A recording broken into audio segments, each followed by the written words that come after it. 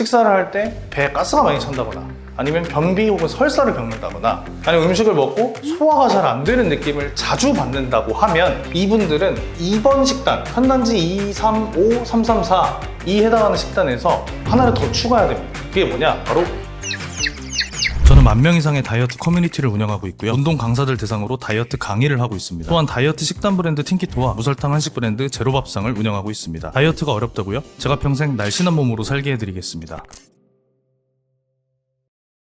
안녕하세요. 틴키토 김준겸입니다.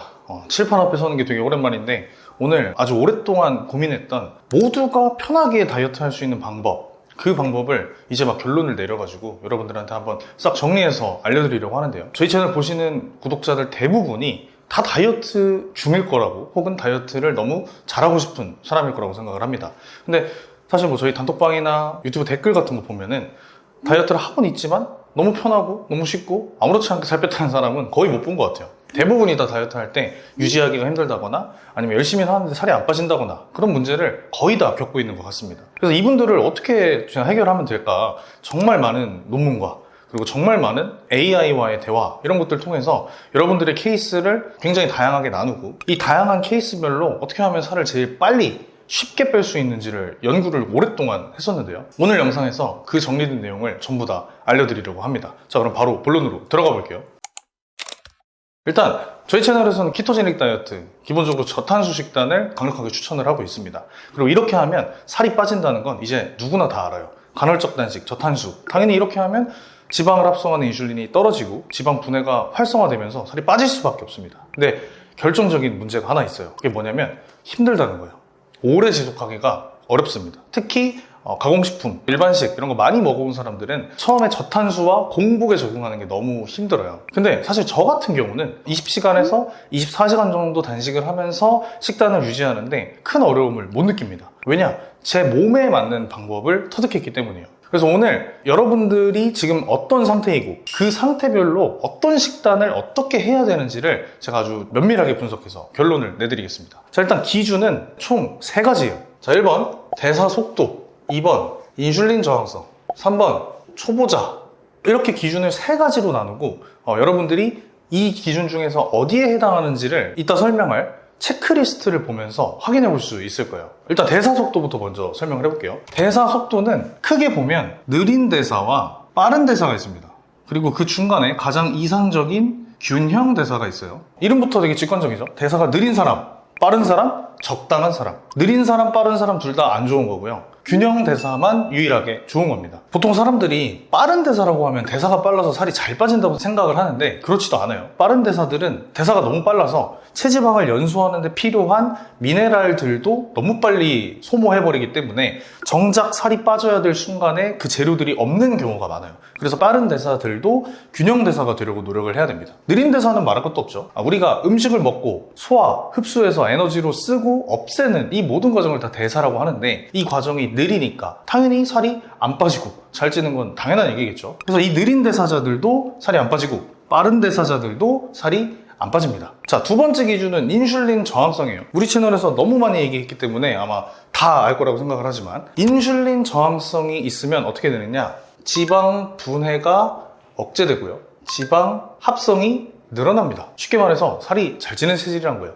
안 빠지고 잘 찐다. 근데 이 인슐린 저항성은 기본적으로 탄수화물을 많이 먹고 높아진 혈당 때문에 발생하기 때문에 저탄수 식단을 기본적으로 해야 돼요. 그래야만 이 인슐린 저항성이라는 근본적 문제를 해결할 수 있습니다. 근데 문제는 인슐린 저항성이 있다는 거는 우리 세포가 인슐린의 명령을 안 듣는다는 뜻이겠죠. 근데 인슐린의 주요한 기능이 세포 안에다 혈당을 집어넣는 기능인데 이 기능이 잘 안 되기 때문에 탄수화물, 즉 혈당도 에너지로 잘 쓰지는 못해요. 이따 설명하겠지만 그래서 이 인슐린 저항성이 있는 사람은 처음부터 극단적인 저탄수화물 식단을 시작하면 너무 힘들 가능성이 높습니다. 살 빼려고 키토제닉 시작했는데 안 맞아서 되게 빨리 그만뒀다고 하는 사람들 중에 아마 상당수가 여기에 해당할 거예요. 자, 3번째는 초보자입니다. 원래 인간은 아주 몇십만 년 동안 기본적으로 육식, 채소 위주의 식단을 해왔어요. 탄수화물을 거의 안 먹고, 그리고 공복도 오래 길게 가져갔습니다. 왜냐면 사냥에 성공해야만 먹을 수 있었기 때문에 못 먹는 때가 훨씬 더 많았어요. 그래서 저탄수와 공복을 유지하는 게 건강한 인간이라면 너무 쉬워 채워야 정상입니다. 근데 현대사회에서는 가공식품도 엄청 많이 먹고 기본적으로 탄수화물 위주의 뭐 밥방면, 피자, 치킨 이런 걸 먹으니까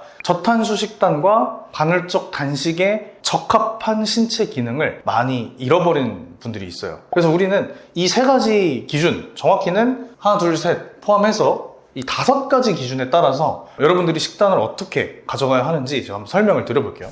자, 그럼 내가 지금 어떤 대사 상태인지, 내가 인슐린 저항성이 있는지 이건 어떻게 알 수 있느냐? 지금부터 제가 말씀드리는 체크리스트에 많이 해당되는 쪽에 대사 유형이 해당된다고 보시면 될 것 같아요. 일단 대사 속도 관해서 확인해 볼게요. 빠른 대사자와 느린 대사자. 빠른 대사자들은 기본적으로 피부나 모발이 유분기가 있고 촉촉합니다. 느린 대사자들은 반대로 건조하고 푸석해요. 빠른 대사자는 체온이 높고 느린 대사자는 체온이 낮습니다. 빠른 대사자들은 혈액순환이 잘 되고 손발이 따뜻해요. 반대로 느린 대사자는 혈액순환이 잘 안 되고 손발이 차갑습니다.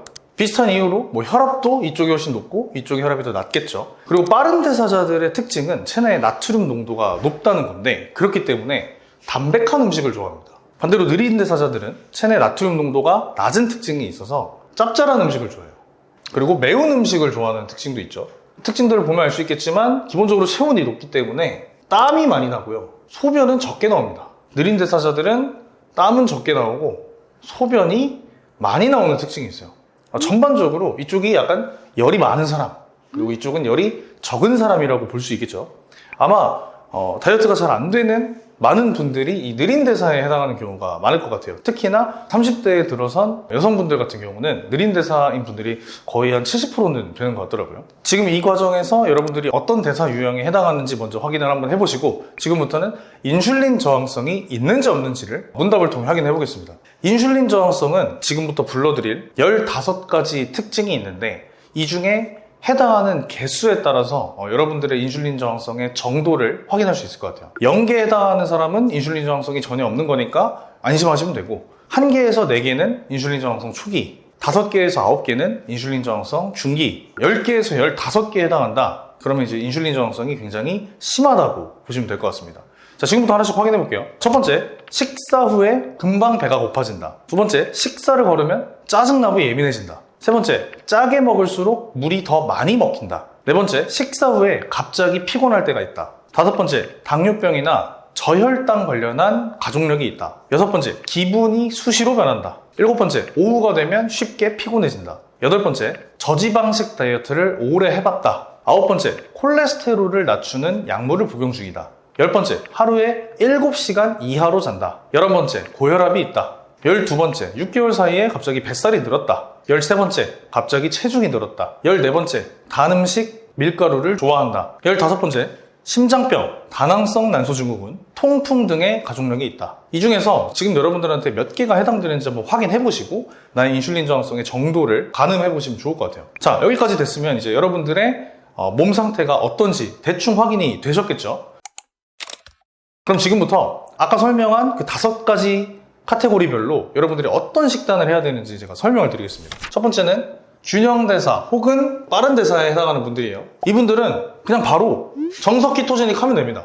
단단지 1대 2대 7에 해당하는 식단이죠. 저희 팅키토 채널에서 가장 괜찮다고 추천하는 식단입니다. 빠른 대사와 균형 대사인 분들은 저탄수를 하거나 간헐적 단식을 길게 가져가도 몸에 별로 무리가 없어요. 왜냐면 이미 탄수화물 대신 지방을 에너지로 쓰는 능력이 몸에 잘 보존되어 있기 때문이에요. 그래서 정석 키토 플러스 간헐적 단식을 16시간 이상 해도 문제가 없는 분들입니다. 자, 두 번째는 느린 대사, 인슐린 저항성, 초보자 이 3가지에 해당하는 분들은 오히려 정석 키토제닉을 하면 살이 더 안 빠질 수도 있어요. 그래서 이분들한테 추천하는 거는 약간 조금 더 마일드하게 탄단지가 1대 2대 7이었다면 이분들은 2대 3대 5에서 3대 3대 4 정도로 탄수화물은 약간 높이고 지방은 약간 줄여주는 게 좋습니다. 그 이유가 기본적으로 키토제닉 식단을 한다는 건 우리 몸에 있는 지방을 케톤체로 바꾼다는 뜻이에요.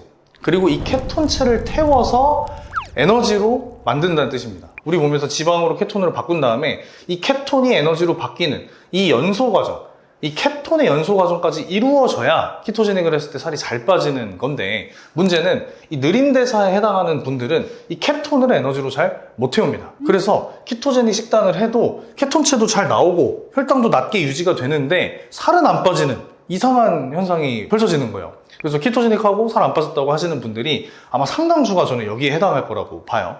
근데 그 이유가 사실 우리 몸에서 이 케톤을 에너지로 태우려면 약간의 당이 필요합니다. 그리고 이 당을 우리 몸에서 저탄수화물 식단을 해도 스스로 당을 만들어내는 당신생이라는 과정이 있는데, 그 과정이 잘 이루어져야만 키토제닉 식단을 했을 때 살이 잘 빠질 수가 있는 거예요. 근데 문제는 이 느린 대사인 분들은 이 케톤이 에너지로 타기 위해 필요한 이 당 공급이 잘 안 되기 때문에 키토제닉 식단을 해도 살이 안 빠지는 겁니다. 그래서 이런 분들은 탄수화물을 약간 늘려줘야 돼요. 근데 항상 탄수화물을 약간 늘리면 지방은 약간 줄여줘야 됩니다. 왜냐? 고탄, 고지는 당연히 살찌는 지름길이기 때문이에요. 약간의 밸런스 조정이 필요한 거예요. 구체적으로 가이드를 드리면 순탄수화물은 하루 섭취량이에요. 60에서 100g 정도 드시는 거를 추천을 드리고요. 얘를 밥으로 바꾸면은 이제 햇반 1에서 1.5공기 정도가 됩니다. 약간 탄수화물이 위에 비해서 많아 보일지언정 실제 하루에 먹는 밥이 한 그릇 정도밖에 안 되기 때문에 이 정도 식단만 해도 여러분들 살 충분히 잘 빠질 수가 있고요. 느린 대사에 해당한다면 이 식단이 치트키가 될 수 있습니다. 두 번째 해당하는 인슐린 저항성인 분들 있죠. 이 분들 또한 정석 키토제닉을 하면은 살이 더 안 빠질 수 있고 처음에 너무 힘들 수가 있어요. 인슐린 저항성 있는 사람의 특징이 혈당이 높다는 거예요. 혈당이 높다는 거는 당을 에너지로 잘 못 쓴다는 뜻이기도 해요. 자, 그럼 이렇게 보면은 지방을 분해를 못하니까 지방도 에너지를 못 쓰고 혈당을 에너지로 또 못 쓴다고 했으니까 그럼 당이랑 지방 둘 다 못 쓰는 거 아니냐라는 의문이 들 수 있는데, 이때 지방을 에너지로 못 쓰는 게 조금 더 큽니다. 그래서 오히려 인슐린 저항성이 있는 사람일수록 당에 더 의존을 하게 돼요. 그래서 인슐린 저항성이 있는 사람들이 아까 제가 문답에서 얘기했듯이 막 단 게 땡기고, 평소에 탄수화물 많이 먹고 달달한 거 먹는 사람들이 인슐린 저항성이 있다 그랬죠. 근데 얘가 있으면 이 지방보다 당에 조금 더 의존하는 경향이 있기 때문에 단 거를 딴 사람들보다 더 선호할 수밖에 없어요. 그래서 이 사람들이 당에 에너지를 의존하기 때문에 너무 극단적인 저탄수를 해버리면 오히려 에너지원이 줄어서 기운이 없고 뭐 손떨림이나 부작용 같은 게 더 빠르게 올 수 있어요. 그래서 인슐린 저항성이 있는 사람도 한 단지 235에서 334 정도로 시작을 하고 한 2, 3주 정도 식단을 유지한 다음에 조금씩 탄수화물을 줄여나가는 게 훨씬 효과적일 수 있다, 이렇게 정의를 합니다. 그리고 이 초보자분들 있죠. 이 초보자분들도 비슷한 맥락이에요. 초보자분들도 인슐린 저항성이 있는 사람이 굉장히 많을 것이고, 그리고 기본적으로 저탄수와 간헐적 단식에 적응이 안 돼 있기 때문에 처음 시작할 때는 그래도 햇반 하루에 한 공기 정도는 먹으면서 시작하는 게 키토제닉에 제대로 적응하기 훨씬 쉬울 겁니다. 그리고 여기에 해당하는 분들은 플러스 간헐적 단식을 12시간에서 16시간 정도 사이로 시작을 해보시는 걸 추천해요. 처음에는 조금 약하게 시작하는 것도 저는 좋다고 생각을 합니다. 자, 근데 여기서 끝이 아니에요. 제가 아까 되게 상세하게 나눠드린다고 설명을 했었는데 보면은 2가지 정도로밖에 안 나눠져 있죠. 여기서 한 3가지 케이스를 더 쪼갤 수 있습니다. 이 균형대사, 빠른대사는 그대로 가도 될 것 같고요. 이 느린대사, 인슐린 저항성 초보자에서 제가 3가지 케이스로 한번 더 나눠볼게요. 첫 번째 케이스는 느린대사인데 장이 안 좋은 사람. 제가 아까 영상 초반에 대사라는 게 우리가 음식을 먹고 소화시키고 분해하고 흡수해서 에너지로 쓰고 그리고 몸 밖으로 배출하는 이 모든 과정이 다 대사라고 했었죠. 근데 그 대사의 중심에 있는 게 바로 장입니다. 우리가 음식을 먹으면 입을 통해 들어오고 위로 갔다가 소장으로 가서 대장으로 간 다음에 얘가 배출되거나 에너지로 쓰여요. 이런 흐름이죠. 근데 이 장이라는 거는 이 소장과 대장에 해당합니다. 아까 얘기했듯이 대사는 이 전체 흐름이기 때문에 한 군데라도 문제가 있으면 이 대사 전체가 문제가 생기는 경우가 많아요. 보통 다이어트에 있어서 가장 중요한 게 입과 위보다는 이 소장, 대장이 가장 중요합니다. 음식이 분해되면 영양소가 되는데 그 영양소의 대부분을 소장에서 흡수를 하고요. 그리고 대장에서 배출을 하죠. 쉽게 얘기하면. 그리고 이 장은 뇌와도 연결되어 있어요. 그래서 얘는 곧 식욕을 컨트롤하게 됩니다. 장이 안 좋은 사람들은 식욕이 폭발하기도 하고 장에 문제가 있어서 앞뒤 대사에 병목이 생기기 때문에 대사가 전반적으로 느려지는 경향도 있어요. 그래서 내가 만약에 식사를 할 때 배에 가스가 많이 찬다거나 아니면 변비 혹은 설사를 겪는다거나 아니면 음식을 먹고 소화가 잘 안 되는 느낌을 자주 받는다고 하면 이분들은 2번 식단, 탄단지 2, 3, 5, 3, 3, 4 이 해당하는 식단에서 하나를 더 추가해야 됩니다. 그게 뭐냐? 바로 저포도맵 식단이에요. 이 저포드맵이라는 단어가 생소한 분들이 있을 것 같은데, 포드맵이 뭐냐면 소화가 잘 안 돼서 장 속에서 가스를 만들어내는 식품들을 말해요. 식이섬유가 많은 채소 혹은 과일, 현미 이런 애들이 저포드맵 식품군에 해당합니다. 그래서 장 건강에 안 좋은데 살이 잘 안 빠지는 분들은 이 장 건강 문제를 해결하면 금방 살이 빠지는 경험을 많이 하셨을 거예요. 그래서 이런 분들은 이 탄단지를 235, 334로 지키는 것과 더불어서 이 소화가 잘 되는 저포드맵 식단을 먹는 게 가장 중요합니다. 저희가 옛날에 컨텐츠에서 SIBO, SIBO라는 내용도 한번 다뤘었죠. 소장내 세균 과증식이라는 뜻인데, 아까 얘기했을 때 순서가 소장이 나오고 대장이 있잖아요. 원래 여러분들 몸속에 있는 장내 미생물들은 거의 대부분이 대장에 있어야 해요. 근데 이 대장에 가스가 많이 차고 가스로 인해 장에 염증이 생기고 이 정도가 너무 심해지게 되면 대장에 있는 미생물들이 소장으로 이동을 합니다. 그래서 이 SIBO는 소장내 장내 세균 과증식이라고 봐도 돼요. 특히 유해균들이 소장에 많이 퍼져 있는 상태가 될 겁니다. 그 15 영상 저희가 띄워드릴 테니까 한번 보면서 거기에 내가 해당한다면 여러분들은 무조건 저 포드맵 식단부터 시작하는 게 가장 좋아요. 자, 두 번째는 고기를 못 먹고 채소가 많이 필요한 사람들이에요. 저희가 키토제닉 식단 추천하면서 원래 예전에는 이제 적색육, 돼지고기, 소고기, 양고기 이런 애들이 몸에 안 좋다는 인식이 퍼져 있었는데, 저희 채널에서 계속 그런 적색육에는 영양소도 훨씬 많고 오히려 몸에 좋다는 얘기를 되게 오래 했었죠. 그래서 이번에 미국 보건복지부에서 식단 가이드라인을 완전히 뒤집어서 발표했는데, 거기서도 적색육에는 죄가 없다라고 정부에서 발표를 했더라고요. 아무튼 이 적색육에 문제가 없는 거는 맞지만 사람에 따라서 이 고기를 못 드시는 분들이 있어요. 적색육을. 예를 들면은 돼지고기, 소고기 같은 거를 먹었을 때 소화를 못 시키는 분들도 있고, 고기만 먹으면 속 더부룩한 분들 있잖아요. 그런 분들이거나 아니면 평소에 담백하게 먹는 식습관이 있어서 기름진 음식을 잘 못 먹는다거나 하는 분들이 있을 겁니다. 그런 분들이 이 키토제닉을 시작하게 되면은 그 고기 때문에 식단을 못 하는 경우도 굉장히 많아요.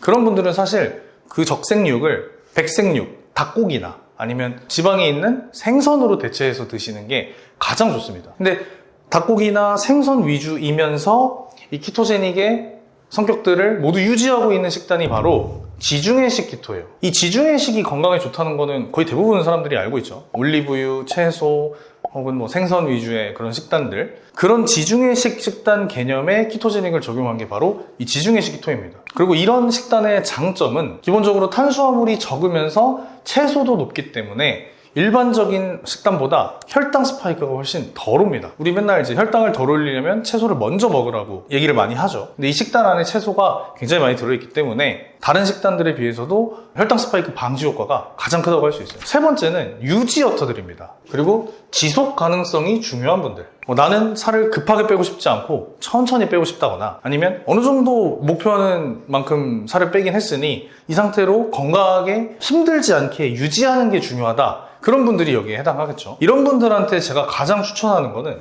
저탄수 한식이에요. 여러 가지 제가 좋은 식단들을 소개를 해드렸지만 한국인들 입맛에는 가장 잘 맞는 게 한식입니다. 근데 이 한식에서 단점이 하나가 있어요. 한식 너무 좋은 식단이지만 밥이 많고요. 그리고 양념에 설탕이 많이 들어갑니다. 그래서 한식을 양껏 먹게 되면은 살이 자연히 찔 수밖에 없어요. 아무리 건강한 식단이라지만 어쩔 수 없습니다. 그래서 이 한식을 약간만 보정을 해서 탄수화물 양 자체를 좀 줄인다거나, 밥 한 그릇 양을 반 그릇 정도로 줄인다거나, 아니면 양념에 들어있는 설탕들을 알룰로스나 대체당으로 바꿔서 먹으면은 아마 여러분들 유지어터하고 오랫동안 건강하게 먹는데 전혀 문제가 없을 거라고 생각을 해요.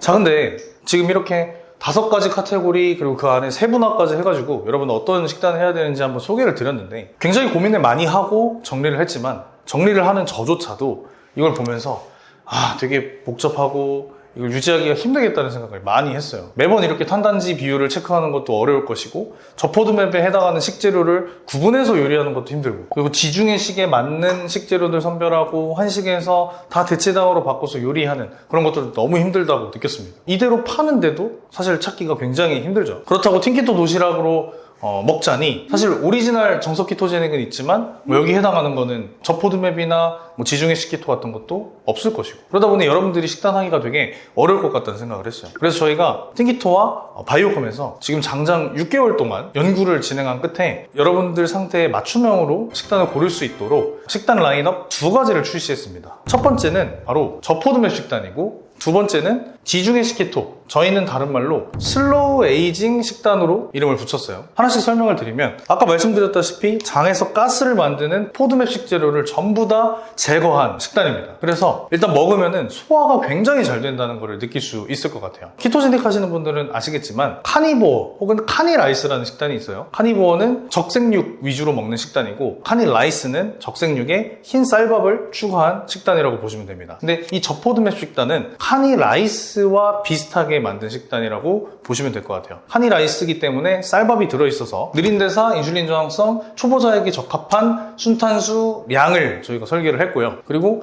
밥과 함께 들어가는 고기, 그리고 그 고기 안에 있는 양념들은 당연히 저포드맵 식재료, 그리고 설탕을 사용하지 않고 양념을 만들었기 때문에 굉장히 맛있습니다. 저희가 R&D를 하면서 엄청 많이 먹어봤는데 굉장히 맛있고 먹었을 때 속이 너무 편한 걸 많이 느꼈어요. 자, 두 번째는 지중해식 키토. 저희 이름으로는 슬로우 에이징 식단입니다. 아까 얘기했듯이 고기를 못 먹고 채소를 좋아하시는 분들을 위해서 만들었고요. 느끼한 것 때문에 키토를 오래 못했던 분들한테 아주 적합할 거예요. 그리고 저희 원래 있는 오리지널 키토제닉 틴키토 도시락은 탄단지가 1대2대 7이어서 기름진 음식 못 먹는 분들이 좀 힘들어 했었는데 그런 분들한테 굉장히 좋은 대안이 될 거라고 생각을 하고요. 저는 요즘에는 오리지널 도시락 하나랑 슬로우 에이징 도시락 하나 이렇게 한 끼씩 나눠서 섞어서 먹고 있습니다. 그러면은 너무 느끼하지도 않고 좀 상큼한 맛도 느낄 수 있어서 되게 좋더라고요. 그리고 왜 이름이 슬로우 에이징이냐면 다른 말로 하면 노화가 느리다는 뜻이죠. 근데 노화를 제일 가속화하는 게 혈당 스파이크인데 아무래도 이 순탄수를 늘리다 보면은 완전 정석 키토보다는 혈당 스파이크가 조금은 더 생길 수밖에 없어요.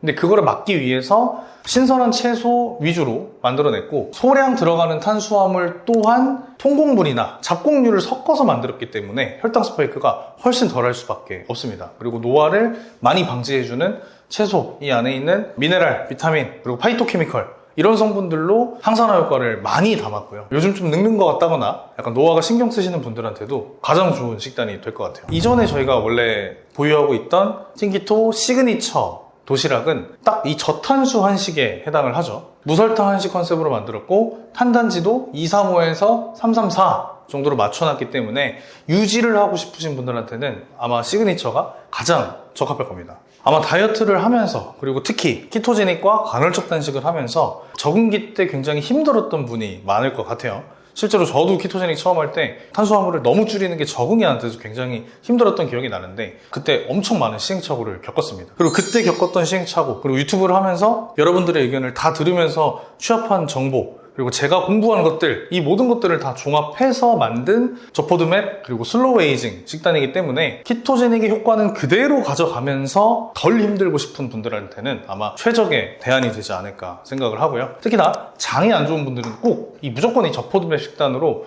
다이어트를 시작했으면 좋겠습니다. 일반적인 키토제닉 혹은 다른 다이어트 식단 하는 것보다 훨씬 더 빠르게 효과가 나타날 거라고 제가 약속드릴 수 있을 것 같아요. 저포드맵 식단과 슬로우 에이징 식단은 모두 고정 댓글과 더보기란에 저희가 링크를 준비해 놨으니까 관심 있으신 분은 들어가서 확인해 보셔도 좋을 것 같고요. 제가 준비한 영상은 여기까지입니다. 저는 다음 시간에 더 알찬 영상으로 찾아뵙겠습니다. 감사합니다.